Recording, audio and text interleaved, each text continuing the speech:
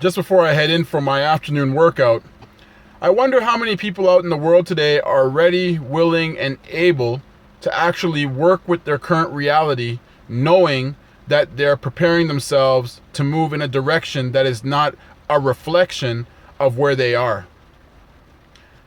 When we look at life sometimes, we have to ultimately respect the fact of where we are. And to a certain degree, with the way how people think most of the time today, they think from the lens of having versus not having, instead of process equals progress. And the process that equals the progress is what gives structure and meaning to our existence, to our day-to-day life, and it impacts us in a very healthy way, mentally, physically, emotionally, spiritually, that will lead to financial accomplishments that vary from person to person. Because the truth is, not everybody is going to be a professional athlete, businessman or woman, an entrepreneur, but you can be the best of what you put your passion and energy and effort and enthusiasm into to ensure that you're maximizing your potential. On the flip side, what we're seeing with the majority of the people in our world today from every part of the globe is the concept of complaining in order to think that things are going to change.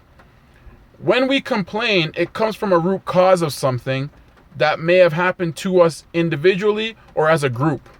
So we see things such as people using their gender as a way to escape and make excuses to not apply effort, but they think that they use their gender to push them in a direction of complaining. People use their race. People use, if it's in sports, they might use like golf clubs to say the golf clubs I have suck today. I couldn't even do well on the course. Basketball court, the ball just wasn't going in for me today. All these different excuses that we make ultimately comes down to a lack of focus on ourselves, on our ability to ensure that we're putting forth the effort on a day-to-day basis, and to know that we understand our direction towards what we're trying to achieve in the long term. In the short term, it's going to be hard. It's going to be trying. It's going to be challenging. It's going to be a lot of heartaches, disappointments, failures, etc. But all of that eventually goes towards a purpose and a destination that is based upon your direction.